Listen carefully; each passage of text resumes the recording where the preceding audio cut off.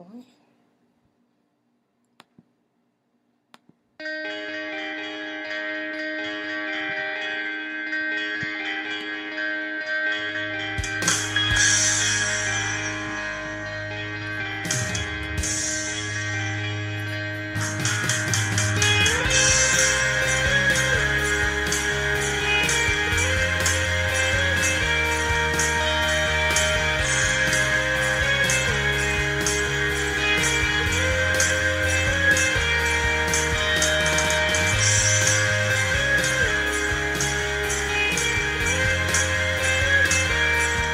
Hello, everyone in America, everyone in Nashville, Tennessee. For those of you who are in Africa, welcome. Those who are in London, Europe, welcome, welcome, welcome.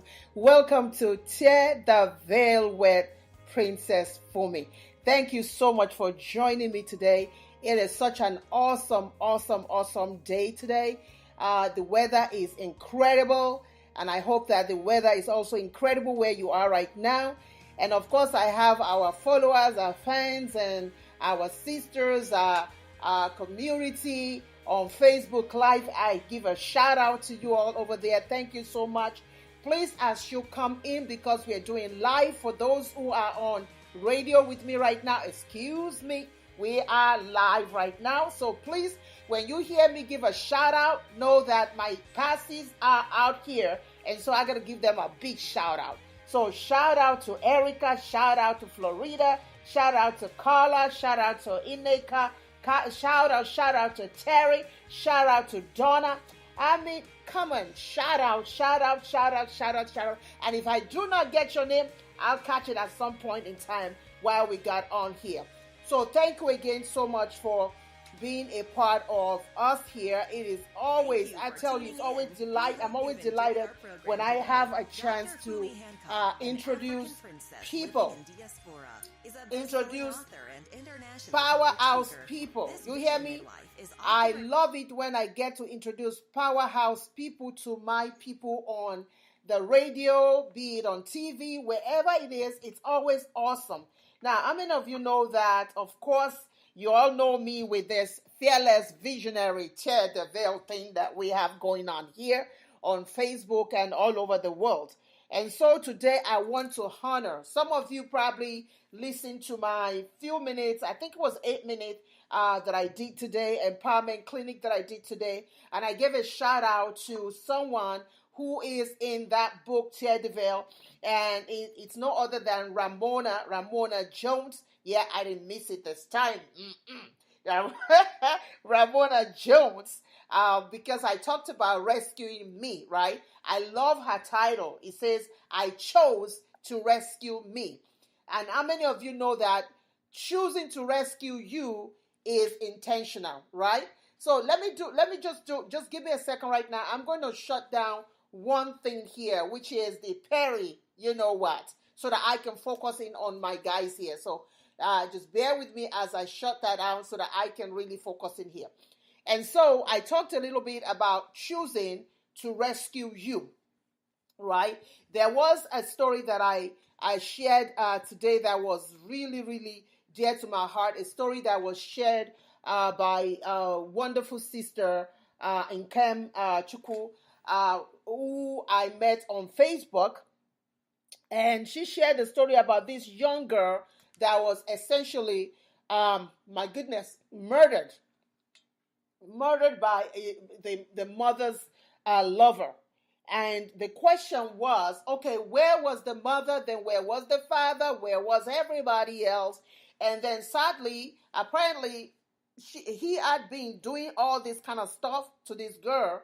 And for some reason, the girl ended up in the hospital, and there was a brain surgery did on this girl. But guess where they returned the child? They returned the child straight back into the home where the abuser was. Now, I know my CPS people. I used to be a CPS, and I know how hard it is when you have so many cases. You have 100 children on your caseload. You're trying to balance and juggle, and you still have a life outside that. And I know a lot of times that CPS even get it right. But the times that they don't get it right, oh my God, it becomes a big, a major whopper like this situation. And so, because of that, this is so relevant to what we're about to talk about today. Ramona Jones, best-selling author Ramona Jones. I'm going to have her talk a little bit about herself. Let her toot her own horn, if you know what I mean. I love people tooting their own horn here. I don't mind that, right? So I want her to say a little bit about who she is, how she ended up becoming part of the Fearless Visionaries. And we're talking about infidelity. And many of you, it was funny because on radio this morning, then I was talking about abusive relationship, and whatever. And then when I got to Ramona's situation, I said, infidelity, is that an abuse? I said, oh, let me think a little bit about that now.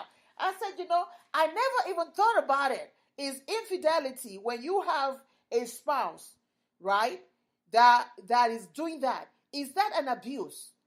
Is that an abuse? And then I said to myself, heck, yeah, it's an abuse. Because you know what, though? Because it abuses, it's disrespect. And disrespect is abuse. I don't know what anybody might call it. Some people might be listening to me and say, oh, but it's different. No, it's not. Because when you operate in that kind of spirit, somebody can end up committing suicide. Somebody who feels like that's all they got to offer the world can actually go and jump and commit suicide. So yeah, it is abuse. It is abuse. So we're going to talk a little bit about that. So Ramona, take it away. Please introduce yourself before we go right into your interview.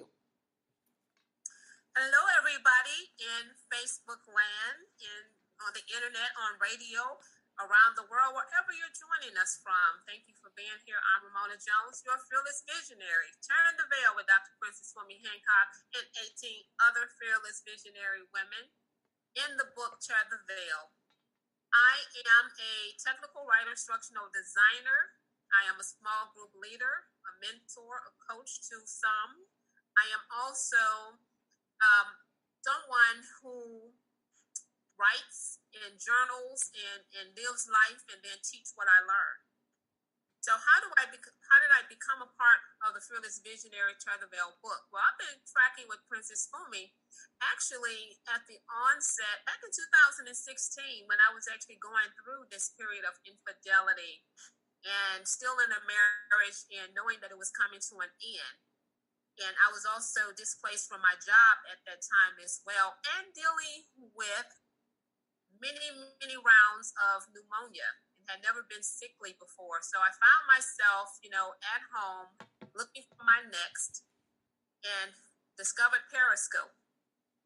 And I found Princess Fumi Hancock on Periscope, and that began our relationship as part of the World Changers Sister Tribe. So I've been tracking with her ever since then. She also published my second book. My first book that I wrote back in 2006 is a book of my mother's wisdom, From Tongue to Heart, So Says the Wise. Over 300 old sayings and Bible scriptures that my mother used to teach us. She was a storyteller and a teacher, and I learned a lot from her. In that book of wisdom tells what she meant by some things, what I thought she meant, and what I came to learn by them. They have been roadmaps for my life. My second book is Your Legacy Voice, Prelude to Your Breakthrough. And I wrote that book in the midst of trying to come to terms with my situation, what I was going through, trying to find my treasure in my trouble. And Princess was there to pull that book out of me, to help me to get it on paper. And once I got it on paper, I had to then edit it. And we're talking about storytelling, from a place of trauma to healing. And so that was a healing, cathartic process for me to write the story and then to turn around and edit it so that I was standing on the story rather than standing in the story or buried under the story. Wow. So that's how I came to meet Princess Fumi Hancock. And then last fall, she announced that she was actually writing another book, another series in the Fearless Visionary series, and I had been journaling a lot, but kind of hiding. So Fearless Visionary pulled me out of hiding, pulled me out of my journal, and pulled my story onto the world platform. Wow. And so I sit here before you today, one of the fearless visionaries, turned the veil, going a little bit deeper on my journey out of an unfaithful relationship for over 26 years and the post-traumatic stress that I dealt with, which is coined PISD, P-I-S-D, post-infidelity stress disorder, because it has all but maybe one of the symptoms of post-traumatic stress. And I realized that I was dealing with that as I was coming out. So I'm hopeful that my story, my journey out, will help somebody else who is going through this same situation or who have been through the situation but just haven't fully come out of it yet, haven't fully recovered yourself, haven't really rescued you. Awesome. Well, thank you so much for being a part of this again. Tracy, we say welcome to you. Now, what the first thing I'm going to ask you is that I love that coin, that infidel. Can you say that what is that again? Say that again. Post infidelity stress disorder. Oh my goodness. So talk to us a little bit about, because how long were you married for? Let's start with that. 26 years and some months. Oh my God. You even remember the months? Wow. Oh my goodness. So was it always, when you first started, let's start with this, when you first got married, was there any signs? Were there any clues right from, because the reason why I asked that was I have a girlfriend, right, who the night that she got married, someone came in during their reception and dropped a baby at the door. Oh, wow. You hear me? And dropped a baby, a month-old baby at the door. And she ended up spending the first few years of her life in that marriage raising that child. And the question is, were there clues even when you were dating? Were there clues? No clues for me when I was dating him that there was, infidelity in his past. Now, he told me that he had been cheated on. There are clues even when you were dating. And that he did not want to get. No clues for me when I was dating, and that his wife cheated on him. And that's when he was divorced. And that he wanted a family. He never wanted to get divorced again. And so I had no clue. And at the time, I was 25 years old when I decided that I was ready to get married. Wow. Well, but I mean, 25 is not young. You know that, right? I mean, at 20. I would say it's not young, but I would say I was one of those sheltered church girls. Hadn't really been out there, and I thought I knew what I was doing, what I was getting into. I thought I had picked the right one. But then again, I share, in my book, in a chapter in the book that I wrote, is that really when I think about it in retrospect, I thought I was playing it safe because there had been infidelity, around me. And I never wanted to be in that situation. So when he came, saying that he was the wounded victim of and that he loved being married and he never wanted to get divorced and that he wanted a family and all this stuff, he came saying all the right things. And so I latched on to that, like, oh, I got me a good one, So there was no clue, that he was, cheating. Or, he was always with me all the time, And actually, we worked in the same department. Whoa, okay. Hold it now. Now, that is the first time I'm hearing that from you. So this was this an office romance? Pretty much. He started dating. He started dating me. We used to work together. And I never really looked at him as being somebody that I would date. He was 12 years older than me, and we just worked together. At that time, I was doing janitorial kind of work, and we would just work together. So we would always talk about movies because I liked watching movies at the time. Don't really do too much of that now, but so he would always say, well, did you see this one? Did you see that one? Or what's the best theaters? And just conversation. So in his way, he was like, well, let's check it out. You show me the theater you think is the best, and I'll take you to one. So that's kind of how we just kind of started off, just kind of a friendship, kind of a dating thing. And then it moved to that he was interested, in having more than a friendship relationship. So knowing what you know now, what are your thoughts about office romance? I kind of like the way where this is going. What are your thoughts about office romance? Well, I think it can be challenging at times, especially, when everybody wants to get in your business when they know you're dating. And then when they know you break up, then your business is just out there. As opposed to if you're dating somebody off, campus, off site, that nobody really sees all the time. Or, if you're dating somebody, sometimes offices frown on that. So it depends on the policies in your workplace. Because if there's a policy against it, then unless you can't be in the same department, sometimes they'll say, but it can be nice because you're around each other all the time. So when would you have a chance to cheat? Well, but here's something that you said, though, because you said you guys were almost around each other most of the time, and brother still cheated. Well, so after we worked together for a while, and then I took another job at another company. So we weren't, working together. Then he worked nights, I worked days. So that was that's another. That you were just hitting all the no-nos. You were just falling into all the potholes. Oh my goodness. Oh my God. So when did you start getting that inclination that something was off? Well,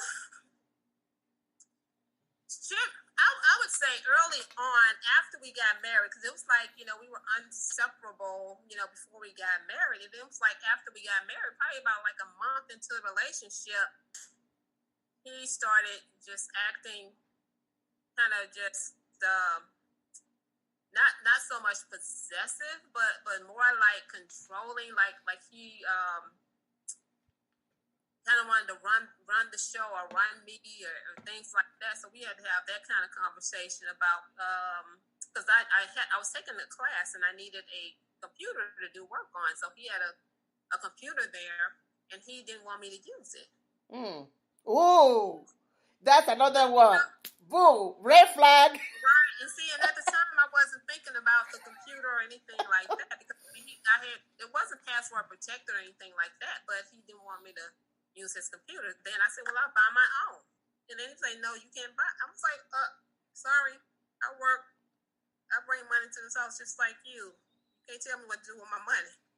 So it's just little things like that where he started to change. He used to open the door for me, the car door, and then it was kind of like, okay, you can open your own door. So she started shifting even then. So I was trying to put my head around, okay, where's the guy that I was dating? Because there's this Dr. Jekyll, Mr. Hyde kind of thing happening. But still, I didn't think that, he was, cheating or anything like that. But about maybe, I'll say 5 years into the marriage, one day he pretty much came home and was like, I don't want to be married anymore. Wow. And so he was like, and you got to find you somewhere to live. And I'm like, excuse me? You have to find somewhere to live. Yeah, to live, right. So pretty much he was kicking me out of our apartment. And so I'm wondering, I was like, is there somebody else? And he was like, no, it's not anybody else. I just don't want to be married anymore. So I'm like, that's strange. I said, well, are you divorcing me? He was like, no. So I'm like, I'm not understanding here. You don't want to give me a divorce, but you're kicking me out the house. So I started doing some detective work. And we women, when we get to that point, we'll do it. We'll do whatever we got to do to find answers. Right. And so that led to, me going ahead and move out because the tension between us was so thick. There was like, no romance, no conversation. It was just, you could cut the atmosphere with a knife. So let me stop you right there. There was something that stood out to me because as you're speaking, I'm trying to look at red flags, right? Because I'm seeing I saw like 3 red flags, which I probably would have seen if I was in that situation myself, right?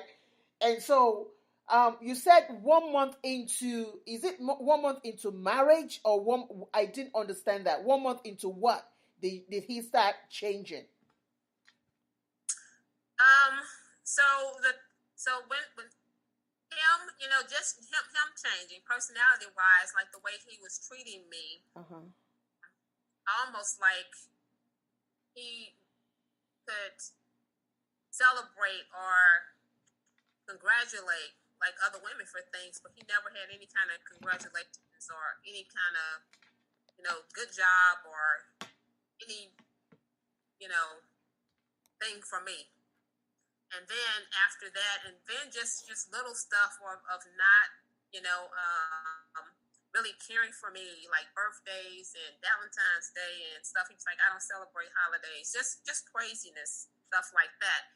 But then, about 5 or so years into the relationship, when he said he was going to put me out, and he just didn't want to be married, but he didn't want to get a divorce and all of that, I said the atmosphere between us had gotten so tense. There was no conversation, no dialogue. It was just like darkness was in that house. So when I came home, there was a heavy oppression there, a heavy depression there. And I'm trying to figure out, because I'm doing everything that I know, and I'm asking, so what did I do wrong? Because it's always the first question that we ask, when the marriage is not going right. At least most people, I think, would ask, well, what did I do? What can I do better? Because we always want to improve. But there was like, nothing, I just don't want to be married. So I ended up going ahead and move out. And then that's when I started doing my detective work and found out that he actually had gotten another lady pregnant. Okay, hold it right there. All right, hold it. So a month into the marriage, he starts acting weird. But you stayed for 5 years. And 5 years into the marriage, he finally said, look I can't do this no more. You need to go, but I still want to be married, but you need to go. Right. And when we started this interview, you said you were married for how many years? 26. All right, you got to help me out here. You've got to really help me and help somebody out there right now. Because 5 years into the marriage, you were out of that home. What brought you back into that situation? And how in God's name did you stay for 26 years later? And help me out, sister. Help me out. Well, see, I wanted my marriage. I wanted it to work. So at that point, I was like, what's going on? Can this work? Was it, something that I did? Is it something that can be fixed or whatever? So anyway, I'm not going to go into all the details about, how I found out all of this stuff, but it ended up that she kicked him to the curb pretty much, because she found out that he was married, because she didn't know that he was married. Oh, okay. And so he came back to me saying, that it was that minor indiscretion and that, he didn't love her. It just something that happened. And that, please give him another chance, let's make it work. So we started back the courting process. And then at that point, though, I didn't know that she was actually pregnant, that he had a child at this point. I just knew that he had cheated, and I didn't know that there was a child. I didn't know that there was a child until like months later after we had started back talking. And at that point, he came back to say, hey, I found out, which was a lie, that she was pregnant already. So, but he just lied and said that, he just found out that she was pregnant, and that, would I help him raise his son because he wanted to do the right thing. All right. Flag. Another red flag. Flag. So what was that? What was it that made him that convincing? Because you did say that you became a detective, which means that you went out looking for answers. So what was that turning point for you that says, you know what, I can go through this one more time? Well, I believed him, or maybe I wanted to believe him, that he was actually, sorry for what he did, and that, he said, it wouldn't happen again. And like I said, it was a tough trying to rebuild, a tough period of time trying to rebuild, trying to trust again. But after about a year or so, like I said, I didn't really see, where he was cheating and all of this, he was calling, coming home, doing everything. And then I've kind of let down my guards again to kind of get back relaxed and just trying to trust him and not be so paranoid about where he's going, what is he doing, and all of this stuff. I was trying to just forgive and try to get back to normal. So was this the only person that he cheated with, or how long did this relationship last for, this particular relationship? The relationship didn't last that long because she found out that he was married. She was also devastated. So I must say, too, that a lot of women who are in these relationships, they don't know that the person is married. Now, you do have some women who target married men or married women. Let me tell you about my African folks. I've seen situations in Africa where they say, we know you're married, but you know what? You can't eat this all by yourself. So move aside. We can move and let's share, or we'll bump you out. I mean, I've seen that happen. So if you're telling me that some of them don't know, yeah, it's true that many of them do not know. But the thing is, what do you now do once you found out? Some would say, oh, they've already fallen in love, way in love, so they cannot, reel back the time anymore. That's why they just decide to stay in that relationship. But what would you say to that kind of person who is in that kind of relationship right now? They either a man or a woman. If you are still married, right, and you're dating, what would you say to them? This is going to be a hard one. What would you say to them? I would say if you're married and you're dating, if you're even thinking about another person other than your spouse, then you're wrong in that. And it's something in you that's lacking. That you would have to go outside of your marriage. And I would say this, that, for people who are Christians and who believe that there is a devil out there, then they know that the enemy will come to try to break up marriages, to break relationships. He comes to steal, kill, and to destroy. And if we're not on our guard, if we don't guard our hearts, if we allow our eyes to wonder and to see things that we shouldn't be seeing, if we allow our ears to hear things that we shouldn't be hearing, if we allow our hands to touch things that we shouldn't be touching, we are opening ourselves up for this spirit of adultery, the spirit of infidelity, the spirit that comes in to steal and destroy homes. You open yourself up to it. And there are people or enemies that are on assignment against marriages. They come seductresses. It's a spirit of seduction that will come to steal somebody. Sometimes I've heard people even say that they're, that I can get her man, you know, and they actually set out to seduce the man. That's and right. sometimes they're too ignorant to really see what's really happening. Mm-hmm. The person who want you, it was just you just became prey, and I feel like I was prey for him. Mm-hmm. In a sense, because it was like, you know, sometimes the thrill of the catch. You know, if you're somebody that I think is unattainable, everybody else want you, but I'm the one that's going to get you. Now I got you. Mm-hmm. I'm done. It's kind of like a cat and mouse. Mm-hmm. You know, cat, you know, catch the mouse, but then he don't really want to eat it. He just wanted to see if he could catch it. You know, so there are all kind of people in the world. Mm-hmm. And if you don't guard yourself, if you allow your eyes to see things, and I'm reminded of Adam and Eve in the garden when the snake, Satan came in the snake to talk to Eve. You know, she had looked at that tree, but he caused her to look at it in a different way, with a different perspective. And as she began to gaze on that tree, thoughts started to come into her mind, and those little thoughts come in as seeds, and they grow into big strongholds. And now you're caught in this web of thoughts that take you off of the plan and the road that you should have been on, you know, and now you're looking at something in a whole different light. I was like, well, it does look good to eat.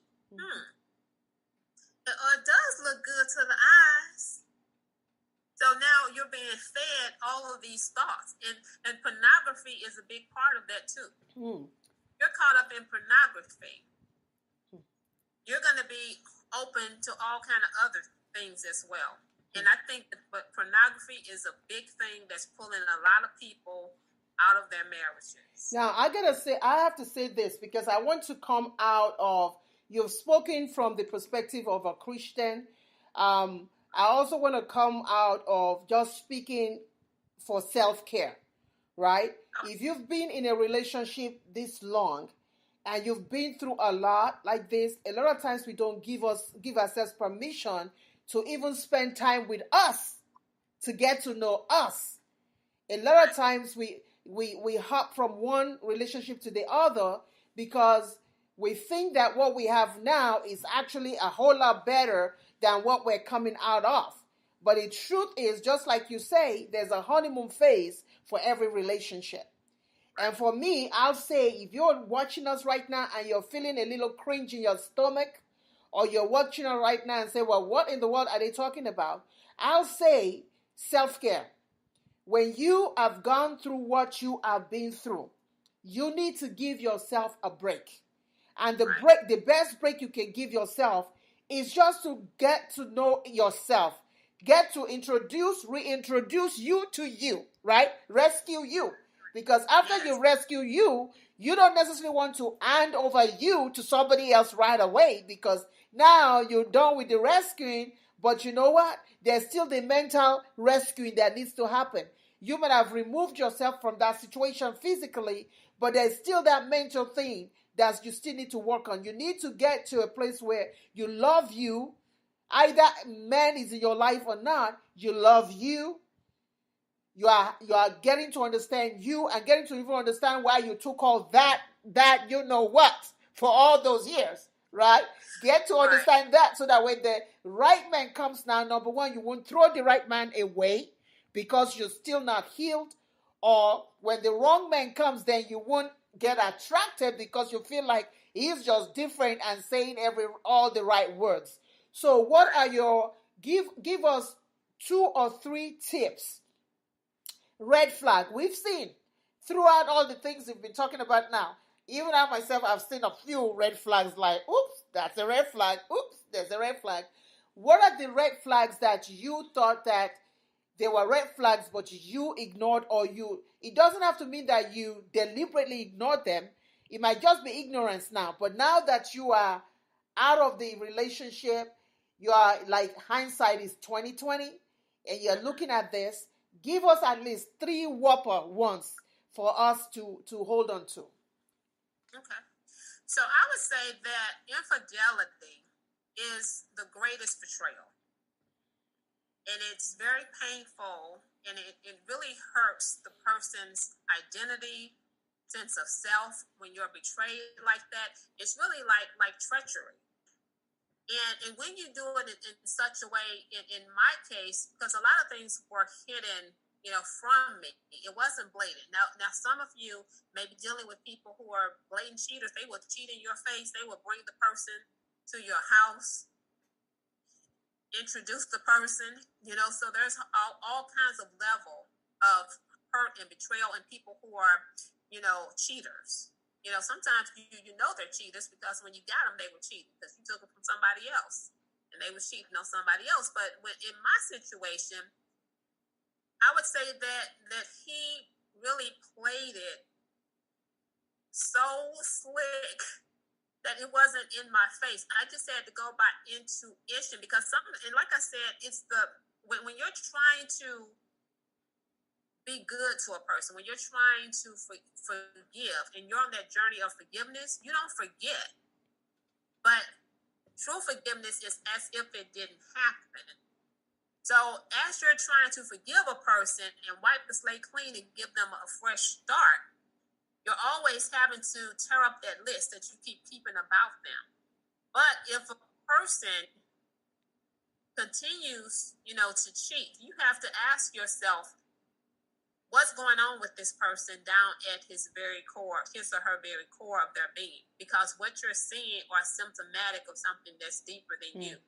So if you're not getting what you need out of the relationship, the person could be cheating not just with another person, be cheating with their job. Because to me, cheating is cheating me out of something that I feel like should have been mine based on the agreement that we had when we came together. So if you're being cheated out of time and the person's work and job comes, before you. I've heard pastor wives say that they feel cheated because their, husband, the pastor, spent more time with the church and the church members than they, got. So whatever you're feeling cheated out of, that will be a sign that there is something going on. And we always say infidelity with the cheating, the sexual aspect of it. But infidelity could just be your thoughts are not fully with your person. So they don't have your full attention. It could be you're cheating with your time. So it's all kind of levels of cheating. So whenever you're feeling that you're not getting what you need, then that's a sign that a conversation needs to be had. So a second red flag would be when the person is not willing to really talk to you about what's going on with them. That's a clue right there that they're not trying to build a relationship with you. And intimacy comes through communication. That's right. Intimacy is not just a sexual connection, but it's the ability for us to share on the deepest levels what's going on with me. What I'm dealing with that's causing me to do what I'm doing. They may be healing. They may have been sexually abused. And so they're being promiscuous because of a wounding that they had before. But if you never talk and discuss the deep things that are hurting you, that are troubling you, then it's always going to be a wall between you that you can never truly come together. So those are two signs if you're not getting what you need out of a relationship. And if there is no communications about it, if it's just kind of well, I did it, forgive me, let's move on, then that person is truly not sorry about what they did, and neither are they intentional about rectifying it and making the relationship better. Wow. So if you were to think back at your younger Ramona, what advice would you give young Ramona right now? If a young Ramona came up to you and said, I met this man, he said this, he's the moon in my star, is the sugar in my coffee, my telephone without wire, is all that's in a bag of chips. What advice would you give little Ramona right now? I would say, Ramona, do you know who you are? Do you know what you really want or what you really deserve? Do you know where you're going in life? And can that person sustain you for the calling upon your life, for the destiny upon your life? Is that the person truly? Do you know that person? Wow. And I the question that we never really ask. We never really get to know a person on the deepest levels. We never talk and have those conversations about, the deepest things. We just kind of chit-chat and keep the conversations on the surface and have fun and hang out and do all of that stuff. And then we're so in love, and then we get married, and then we start sharing our lives, and you start seeing aspects of a person that you never saw. But that doesn't mean that we're not ever growing and ever being discovered. You should not be discovering the bulk of the stuff after the marriage, after the honeymoon phase is over. You shouldn't be discovering, that this person is not on the same level as you. Wow. That you have the same values. Wow. Well, thank you so much, Ramona, for being a part of this discussion. Here's what we're going to do. We're going to close out of the interview on the radio, and then we're going to continue on where we are going to be open for questions and everything. For those of you who are listening on radio, I want to thank you so much for being a part of this. Ramona, can you say your goodbyes to those on the radio right now so that we can continue? Thank you so much for joining us via radio. I hope that something that we've shared with you will spark a thought in your mind, to have you ask yourself, do I need to be rescued? So until next time, I love you, and I'm hoping for your health and your wellness and for your transformation. Bye-bye. Thank you so much, everyone. This is your Princess of Suburbia. Thank you so much.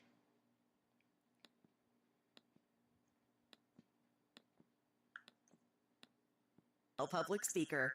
This vision midwife is often requested by governmental, political, and royal heads to teach on creative success strategies for life, business, or career. Her book series, Your Vision Torch, has reportedly ignited many lives to sparkle in their brilliance. Join her and other global influencers at StorytellerBistro.com. Until next time, remember to master, manifest, dominate, and sparkle. Your brilliance is your billions.